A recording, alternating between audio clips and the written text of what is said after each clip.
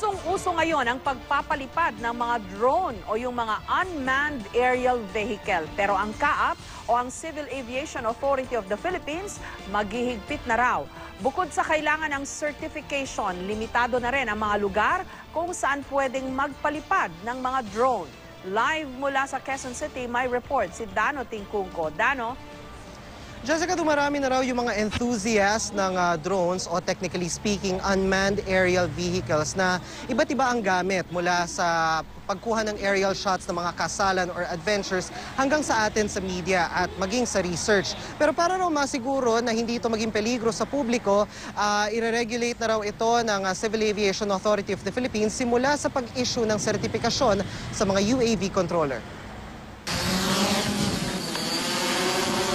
Pangarap daw talaga ni Jerry na maging piloto pero kahit nag-aaral pa lang, nasa himpapawid na siya sa pagpapalipad niya ng remote control drones o unmanned aerial vehicle. Sobrang ganda ng feeling ng lumilipad ka, like you're free away from all these problems.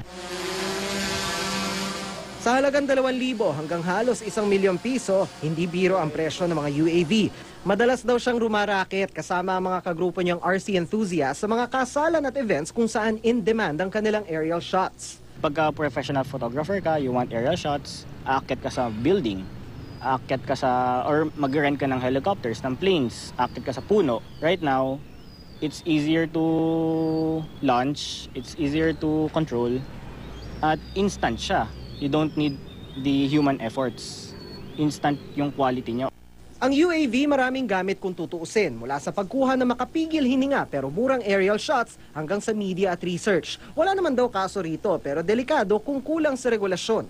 Even birds na tamaan ng eroplano while on a landing roll or on a take-off, pag airborne niya, it causes grave damage to the aircraft. Imagine if this is uncontrolled and some people will operate it near an airport, kung mabangga siya ng eroplano, it may bring down an aircraft, especially kung tatama sa windshield. Kaya nitong buwan, ipinag-utos ng CAAP na hindi basta-basta makakapagpalipad ng UAV ang sino man nang walang kaukulang sertifikasyon mula sa ahensya. Sa pagkakalatag ng Memorandum Circular 21, ang pagkuha ng certification parang kumukuha rin ng driver's license. Bukod sa kaalamang kailangan, isa rin sa 3 sertifikasyong ito ang kailangan munang makuha. Kailangan din idetalya ng aplikante kung anong klaseng UAV meron siya at saan ito pangunahing gagamitin.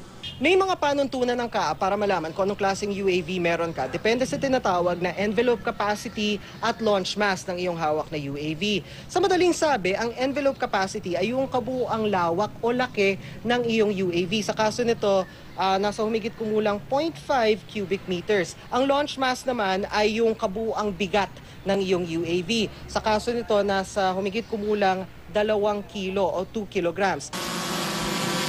Bukod dito, bawal ding magpalipad ng UAV sa mga matataong lugar, mga restricted area tulad ng mga airport o mga no-fly zone tulad ng military training camp o tahanan ng Pangulo halimbawa.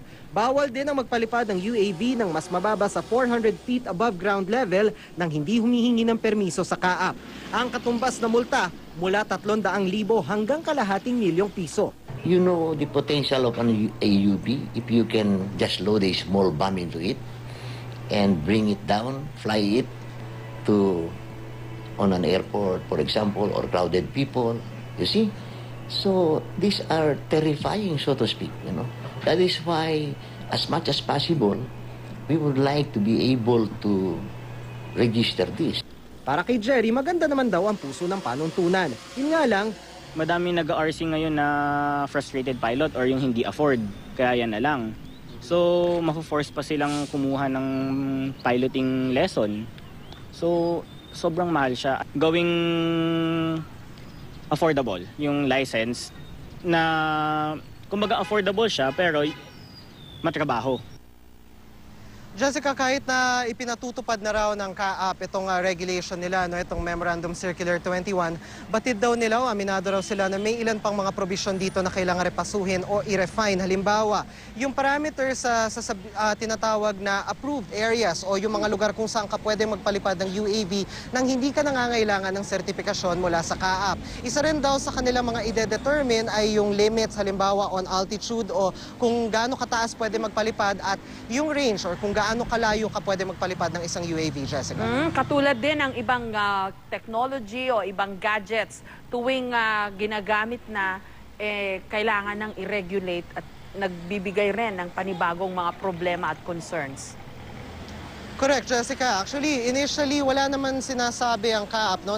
They want to clarify na wala namang problema doon sa UAV. Ang problema lang dito, pumapasok, halimbawa, lalo na ngayon, na dumarami na raw yung mga enthusiasts or gumagamit ng mga UAV rather, mula doon sa mga maliliit na you can get at a toy store hanggang doon sa mga DIY na pwedeng umabot ng milyones ang halaga. Hindi mo rin masabi kasi kung walang regulation, hindi mo masabi kung sino dyan yung pwedeng gumamit ng UAV sa masasamang paraan or halimbawa yung sinasabi nga ni Brigadier General Hoya na pwedeng gamitin for terrorism. So yun yung gusto nilang maiwasan through this certification, itong regulation na ito, Jessica. For every new technology, a brand new set of problems and concerns. Maraming salamat sa iyo, Dano Tingkungko.